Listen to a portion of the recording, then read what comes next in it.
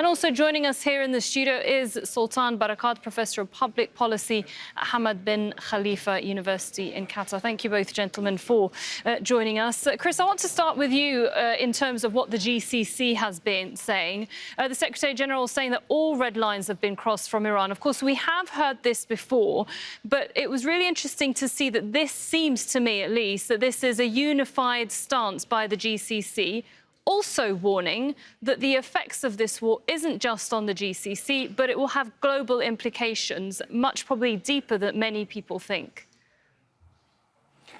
It's a unified message from these 6 states. It's a unified message not just to Iran to say, stop it, but also to the rest of the world that you too have a responsibility, and it is in your interests to get behind us and protect us, because your economies are going to be hit even harder if this continues. And I think that it shows this enormous frustration with these Gulf states who never wanted to be involved in this war. Several of them were actively brokering a deal and are now engulfed in a situation where, as the Secretary-General of the GCC said, they've been hit by over 5,000 missile and drone strikes. And they don't necessarily see an end, because they see all these conflicting messages coming out of the Trump White House. On the one hand, saying that there's talks, there's conversations, then the Iranians denying that happened.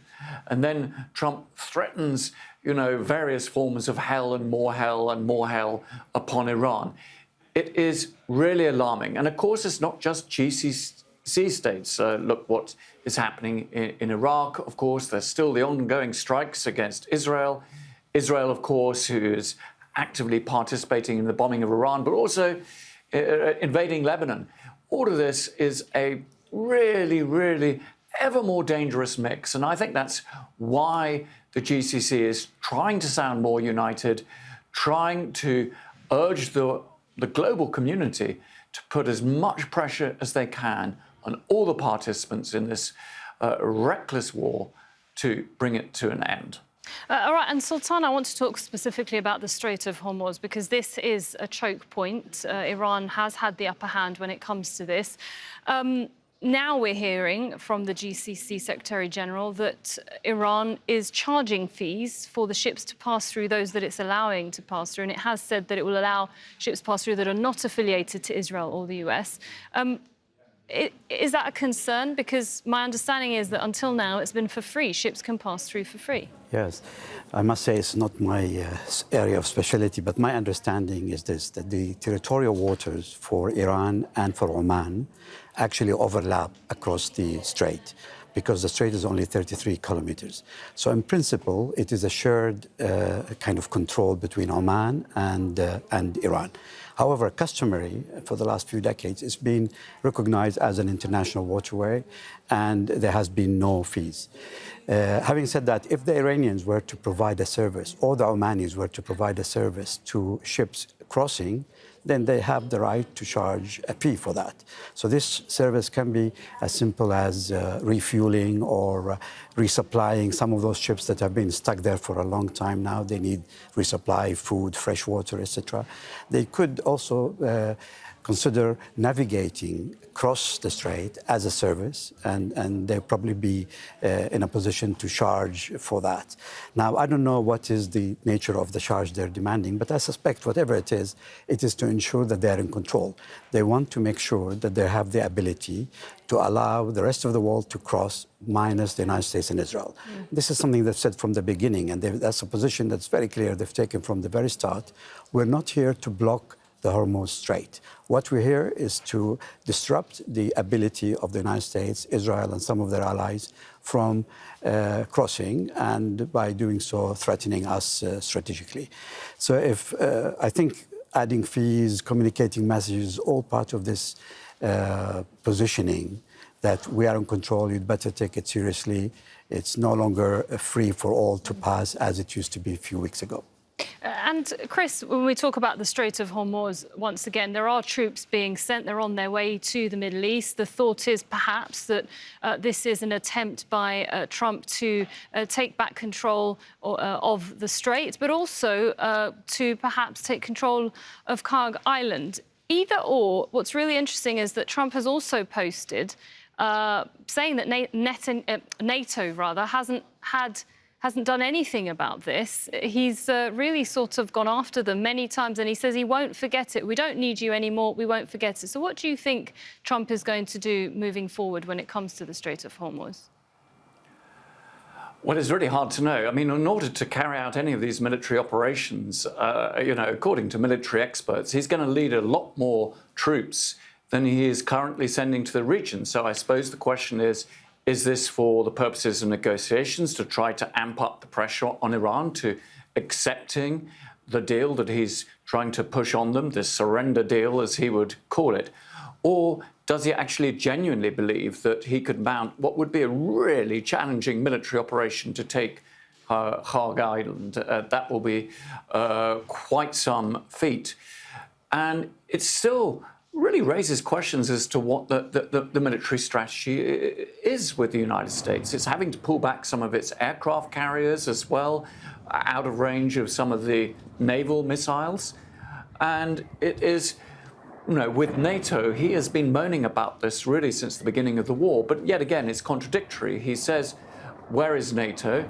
We want NATO ships. We don't need NATO. We haven't even asked NATO. He didn't consult NATO.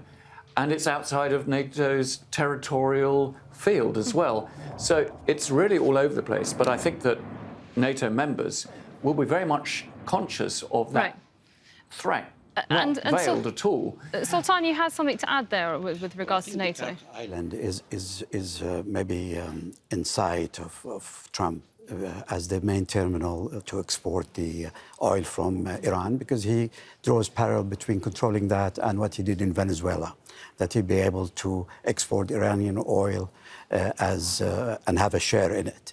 But the two other islands that are important, which could draw the Gulf states into confrontation with Iran, are the Abu Musa and Greater Tam. These are the contested islands with the UAE. These are the two contested islands with UAE. And I think if he were to try and occupy those and then say, well, the sovereignty of this is going to go back to the UAE, then there will be something for the Gulf states to contest directly as a bloc with the Iranians, and he may use that as a way to drag them into this. Right, and perhaps that would be a real concern because the UAE has normalised relations with Israel, and that would be a concern if Israel sort of was able to have access. Just hold that thought there for a moment, please, Sultan, because we do have a map. I just want to show you this map. Now, this is of Bab el-Mandeb. We're about to bring it up. Anyway, we don't have it for the moment, but Bab el-Mandeb, we do now.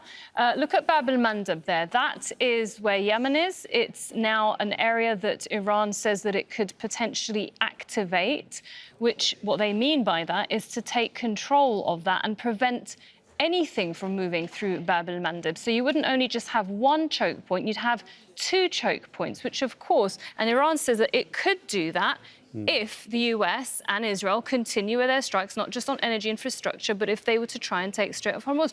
Can you perhaps explain to us, Sultan, what that would mean and who would be able to interfere when it comes to Bab el-Mandeb? Because we know the Houthis are there, which is an Iranian-backed group in Yemen.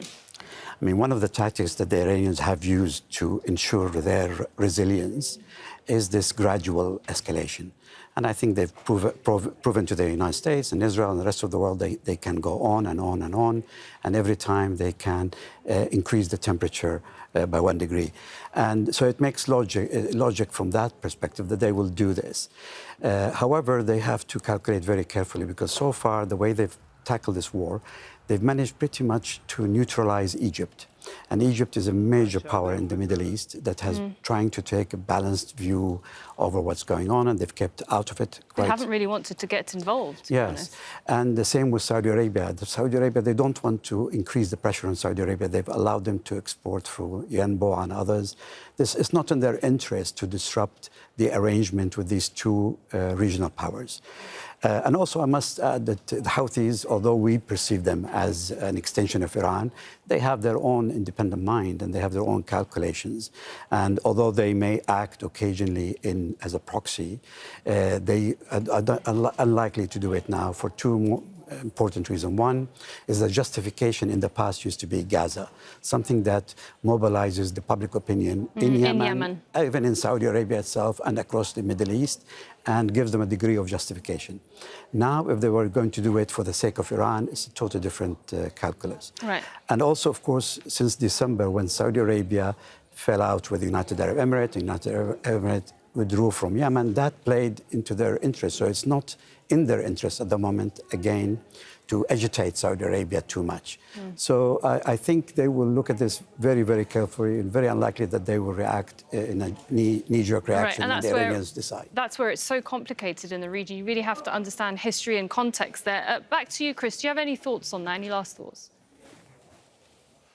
Well, I think in part the threat from Iran to, take control of or in any way attack shipping in the Bab el-Mandab is what it's all about. By doing that, you are actually forcing its opponents to have to consider what it would do to defend shipping in that vital sea lane.